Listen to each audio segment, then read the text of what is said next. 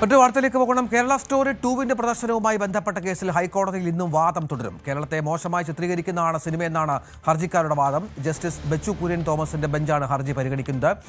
ആജ്ഞ രവീന്ദ്രനുണ്ട്. ആജ്ഞ, നേരത്തെ കോടതി സിനിമ കാണും എന്നുള്ള സൂചനകളൊക്കെ പുറത്തു വന്നിരുന്നു. തൽക്കാലം അതില്ല എന്ന് മനസ്സിലാകുന്നു. മറ്റെന്തൊക്കെ വിഷയങ്ങളിലേക്കാണ് കോടതി കടക്കുക?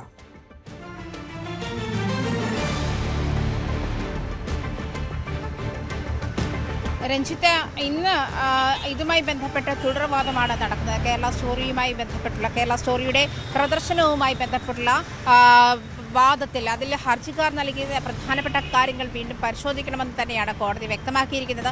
അതേസമയം ഒരു മതത്തെയും ബാധിക്കുന്ന കാര്യങ്ങൾ സിനിമയിലില്ല എന്ന് നിർമ്മാതാക്കൾ കഴിഞ്ഞ ദിവസം കോടതിയിൽ വ്യക്തമാക്കിയിരുന്നു. എന്നാൽ ഒരു true story, based on A true story എന്നാണ് ഈ സിനിമയുടെ ടാഗ്ലൈൻ തന്നെ. അത് അത്തരത്തിൽ വരുന്ന സാഹചര്യത്തിൽ ഡൽഹിയിൽ വാർത്താ സമ്മേളനം നടത്തുന്ന സാഹചര്യത്തിൽ 30 സ്ത്രീകളെയോളം ഈ കേരള സ്റ്റോറിയുടെ കഥയ്ക്ക് കാരണക്കാരായിട്ടുള്ള, അല്ലെങ്കിൽ കഥ ഇവരുടെ ജീവിതത്തിൽ നിന്നുമാണ് പകർത്തിയത് എന്ന് പറഞ്ഞ് സിനിമയുടെ നിർമ്മാതാക്കളും സംവിധായകരും അണിയറ പ്രവർത്തകർ അവതരിപ്പിച്ച 30 സ്ത്രീകളും മലയാളികളായിരുന്നില്ല എന്നുള്ള പ്രധാനപ്പെട്ട പ്രശ്നവും ചൂണ്ടിക്കാണിക്കുന്നുണ്ട്.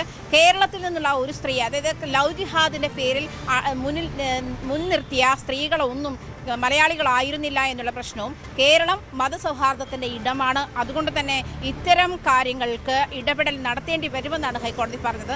സിനിമ ഒരുപക്ഷെ കലാകാരന്റെ സൃഷ്ടിയാണ്, അതിൽ ആവിഷ്കാര സ്വാതന്ത്ര്യമുണ്ട്. അത്തരം കാര്യങ്ങളിൽ ഹൈക്കോടതി ഇടപെടാറില്ല, കോടതി ഇടപെടൽ നടത്താറില്ല. അതേസമയം കേരളത്തിന്റെ മതസൗഹാർദ്ദത്തെ ബാധിക്കുന്ന പ്രശ്നമുണ്ട് എന്നുള്ള ഹർജിക്കാരുടെ ഹർജിയിൽ പരാമർശിച്ചിരിക്കുന്ന കാര്യങ്ങൾക്ക് കഴമ്പുണ്ട്.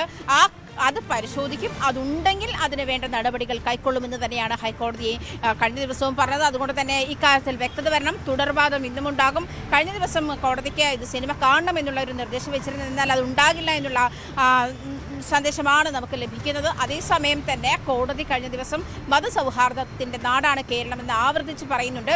ഹാലിലെ ചില രംഗങ്ങൾ, ചില പരാമർശങ്ങൾ മൂലം, അതായത് സംഘം കാവലുണ്ട്, രാഖി തുടങ്ങിയ ചില പരാമർശങ്ങൾ മൂലം ഹാലിലെ ചില രംഗങ്ങൾ കട്ട് ചെയ്യേണ്ടി വന്നിട്ടുണ്ട്. അത് കേരള സ്റ്റോറിക്ക് ബാധകമാണ് എന്ന് തന്നെ കോടതി പറഞ്ഞിട്ടുണ്ട്. ജസ്റ്റിസ് ബെച്ചു കുര്യൻ തോമസിന്റെ ബെഞ്ചാണ് കേസ് പരിഗണിക്കുന്നത്. 9:45 കേസ് എടുക്കുമെന്നായിരുന്നു കോടതി നേരത്തെ പറഞ്ഞിരുന്നത്.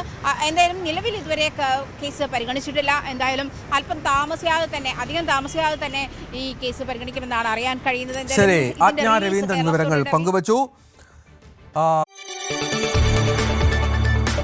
കൂടുതൽ വാർത്തകൾക്ക് News 18 Keralam YouTube channel subscribe ചെയ്യുക.